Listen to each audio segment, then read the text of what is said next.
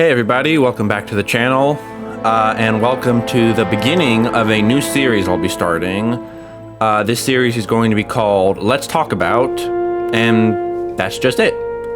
I'll be sharing my thoughts on movies, TV series, books, games, you name it. If I feel like I've got something to say about something, then I'll share it with you all. Today, as I'm sure you can already tell, we're going to be reviewing Lord of the Rings, War of the Rohirrim, the movie. My sister and I went and saw it yesterday on December 12th, which I was actually meaning to do this whole video, yesterday, because now December 13th, we didn't get home until late, and so there was no time to do it. But anyway, so I couldn't think of a better way to start off this new series than with a Lord of the Rings movie. I should also mention, though, before we get into this, that this is a Christian-based channel.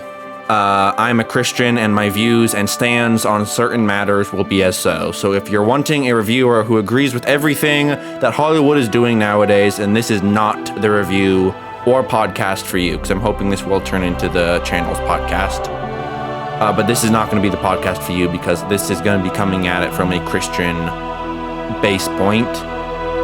But this is also my first time reviewing something, so it may be a little bit before I get into this whole reviewing thing, because this is my first time doing it. But I plan to learn more as we'll be going along. So, now that everything's cleared up, let's jump right into this. Alright, so since this is my first time and the movie just came out, I'm going to try to give as little spoilers as I can. The story goes through the tale of Helm Hammerhand and his family, but mostly his daughter Hera. If you remember Helm Hammerhand, he was mentioned in Lord of the Rings: The Two Towers by Theoden, when he said, "The horn of Helm Hammerhand shall sound in the deep one last time." This is a movie based off of a character that got mentioned in Lord of the Rings, which, to be honest, I kinda like that concept. Because instead of making a whole new franchise, kind of like what they did with Rings of Power, they're doing a branch off of the tree that was Lord of the Rings.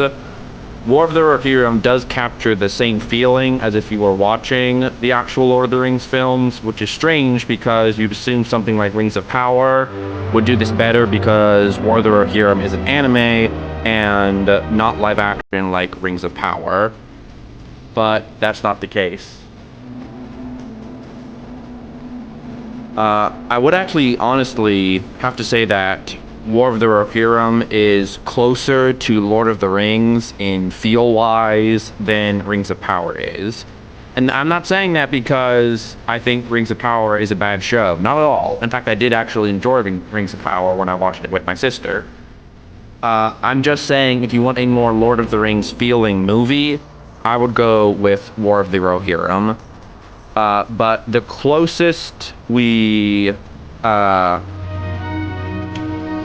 gonna get to Lord of the Rings, like I said, feel-wise, is gonna be War of the Rohirrim. But that's just my personal opinion. You all could feel something completely different. But anyways, back to the story of War of the Rohirrim. It follows the story of Hera and Helm Hammerhand. The closest, so we get a small introduction to Hera's brothers, but as I said, it is a portion of the movie it is a small portion of the movie, sorry.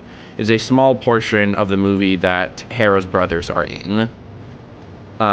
We open up with Miranda Otto, who hopefully some of you will remember her as the character who played Éowyn in The Two Towers and Return of the King. She's going to be narrating the movie, which she opens up and telling us that everyone in Middle-earth has heard the tale of the War of the Ring. But there are many more stories to tell, tales you wouldn't normally hear, save at the occasional campfire. She tells us that the story of Helm Hammerhand and his daughter Hera was never written, which is why we've never heard this particular story before. Again, I really did like this aspect of it, because they made it as though that's why we've never heard of this before. So unlike Rings of Power, which claims to be the younger version of such characters like Galadriel, Elrond, or Isildur, this still stays in the same universe that we know and love.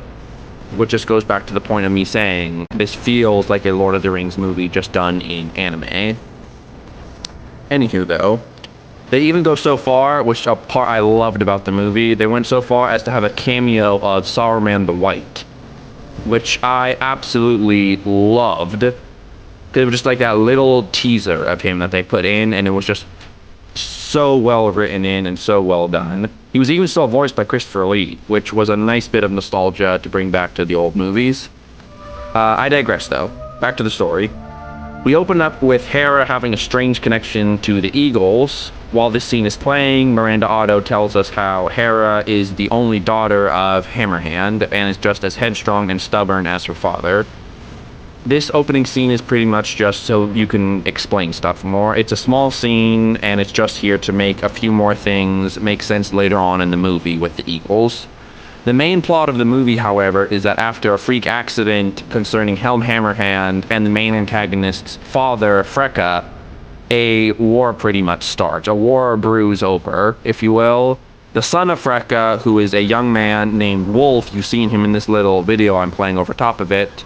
The guy dressed all in black, who's going to come on right after this picture goes off. He and Hera knew each other when they were kids. They played together. But after the accident, he takes leadership of the Wild Men of the Mountains, who are the people Saruman aligns himself with in the Two Towers. And with that army, he pursues and just wages there's Wolf right there. He wages a devastating attack on the city of Edoras. He even goes so far as to have several Mumakil, which, if for those of you who don't know, those are the elephants in the Lord of the Rings universe. He goes so far as to have several of those in the attack, which was kind of cool to see just this kind of siege-like battle with the giant elephant stuff, because we never really got to see the elephants in use in Return of the King. They never got to see what they would have done to the walls. It was a nice little bit of change. This war is the main story for the rest of the film, though, so it's pretty much just a war movie. It's very action-packed throughout the entire movie. So if you're looking for a comedy or something, there's not much humor in this movie. There might be like one or two jokes, maybe, possibly less. But anywho, again, I digress. But we do see, it's not all action, there's a little bit of nostalgia because we see very iconic locations during the movie, such as Edoras, like I mentioned. We also see Isengard before Saruman becomes owner of it, and we also see Helm's Deep. All of which look exactly as they did in the films, just in animation form. I personally thought that they did a fantastic job on this one, especially considering the times it was made in. If you guys know that, you'll know what I mean here in a second, because here's the part where we're going to talk about the scenes I feel I should warn you about, or clear up in case other people, other reviewers, or other sites are giving false information. Because I try to give the absolute truth about movies, what I feel about them and everything.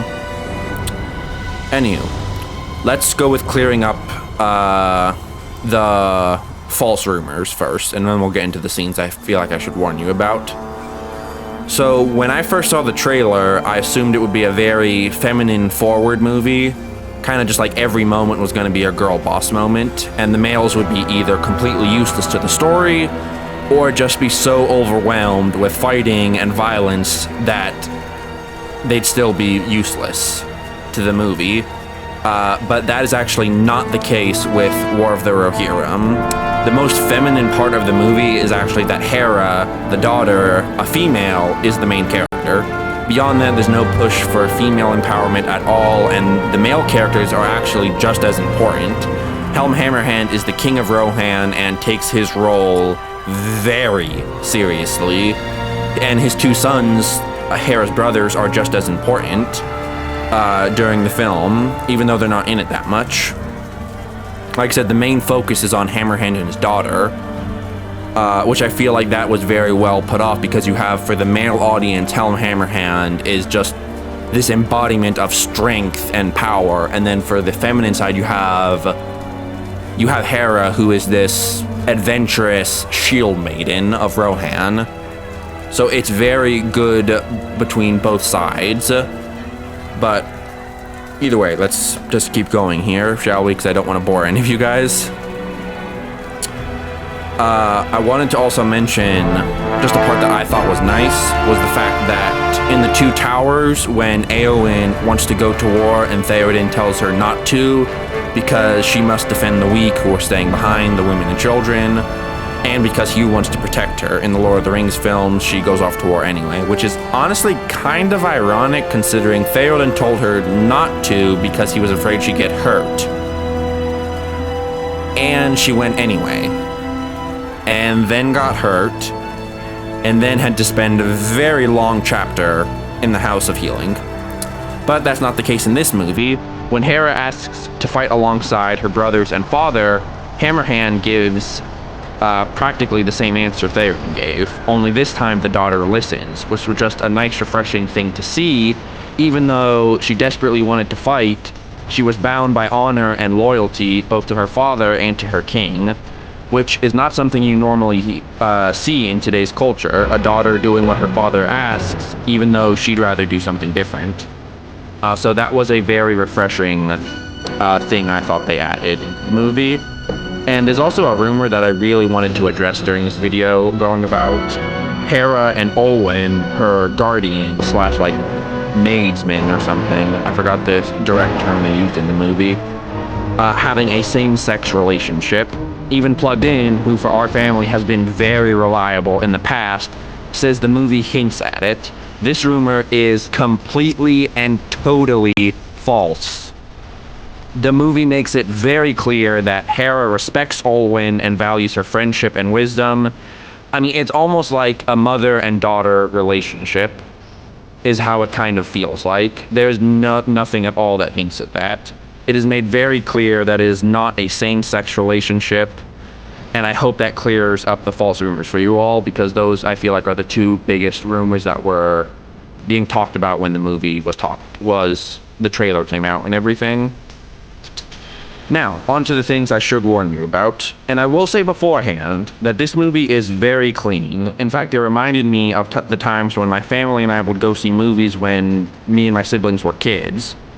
Back then, it was a time when we didn't have to look up every single detail about a movie in order to go see it to make sure it was okay. It was a time when we could watch a trailer and say, that looks like it might be good. And so we'd all go see it as a family. This movie is honestly very clean considering the time it was made in. I just wanted to warn you about these things in case you were thinking about bringing young children to see this film. So there is one curse word in the movie. They use another, technically two, but in the other instant they use it as another word for condemned, which is still a curse word. I don't like it. I'm just saying, in the way they're using it, most people nowadays don't feel it as a curse word, but it is still a curse word. They're using the same word. And there's also a smattering of violent scenes. Now, it's nothing over the top, like in Gladiator, for instance, where they put blood in for the sheer sake of putting blood in. In the War of the Rohirrim, the blood that's put in is for realistic quality. Like, for instance, someone gets stabbed, then there's gonna be blood. There were only two overly violent scenes I can think of, and one of which was when, to save Hera's life, her cousin, Freyalaf, cuts the hand off of an archer who's about to fire the arrow at her, and you see the dismembered hand on the ground with some blood. Or another scene where Helm Hammerhand is fighting a snow troll and breaks off one of its horns. This isn't an overly bloody scene, but it can be for younger audiences, because then they start like Hera will throw a spear and it hit the snow troll's eye, and it can just be kind of disturbing for younger audiences. But lastly, I wanted to go over the disturbing parts of the film. And again, there aren't many, but there are a few I would avoid if I was with younger audiences.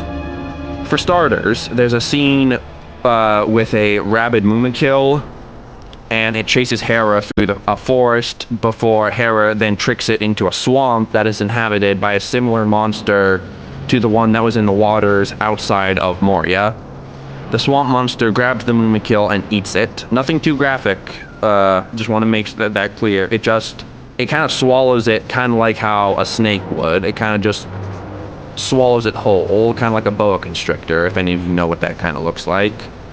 And then while swallowing it, you hear what I assumed was bones crunching. There was no blood, shown in this scene, but the animation of the rabbit Muma kill and the later eating of it could be disturbing to younger children. The last disturbing thing I wanted to talk about was during a siege against the stronghold of Helm's Deep, several of the wild men are killed by Helm Hammerhand, and it is said that they were torn apart. Literally. We never see the bodies, only some blood in the snow. Later on, however, we see that the bodies are gone and are claimed to have been eaten. They claim Helm Hammerhand did this because after some stuff that happened, I can't tell you what happened because I don't want to spoil the movie for anyone who wants to see it. They say he is turned into a wraith, and he can't be killed. He's this immortal warrior who is so strong he can tear men apart using his bare hands, and he can't be killed. But however, it is later revealed that it is a pair of orcs who are actually voiced by Dominic Monaghan and Billy Boy, who is another nice little cameo I like how they put in there. Anyway, our dog's over here whining. I'm not sure if you guys are hearing that on the recording, so I hope that doesn't show up. But either way, it's revealed that the orcs and the snow troll are the ones who are doing the eating, which is still kind of gross because it's still eating humans. They never showed that them eating it. You just see the bodies gone and are clean to be eaten, and the orcs talk about eating human flesh. But it wouldn't be as gross as it would have been if Hammerhand was the one doing the eating. And that about sums it up for the warnings of this movie, so I guess we'll move on to my final thoughts. So personally, when I first heard about the movie, I wasn't interested in it because I thought Lord of the Rings anime, it doesn't seem like the best idea. But I will admit, I was proved very wrong. The animation in this movie fits perfectly with the story. It is amazingly well done, from writing to casting to character designs. It was all done incredibly. It clears up everything very well, too. And it stays remarkably well-grounded in realism, considering it's a Lord of the Rings film, and it's a fantasy film, so you wouldn't think it's very realistic, but in reality, it kind of is. So for a little instances I can give you, without spoiling too much, they don't take Hera's connection with the Eagles too far. So, like, they have it that the Eagles can understand what she's saying, which is true. Tolkien speaking, that is, because the Eagles can understand the language of men, but men cannot understand the language of the Eagles. Only the wizards can do that. And so they never had it that, like, Hera was able to talk to the Eagles and was able to ride on them into battle or something. That would be taking it too far. They took it just far enough so that it still felt like Lord of the Rings. And then, for instance, Hammerhand, like I mentioned earlier, he's a lot stronger than most people are. His immense strength is just another thing that kind of maybe feels unrealistic, but in reality it's not. They explain it. He's just an ordinary man, even though he's able to kill a man with a single punch or tear men apart with nothing but his bare hands. Taking this too far would look like he was like superhuman or something along those lines. But they make it clear throughout the whole movie that Helm Hammerhand is of the ancient bloodline of the old kings, making him stronger and more resistant than the average man.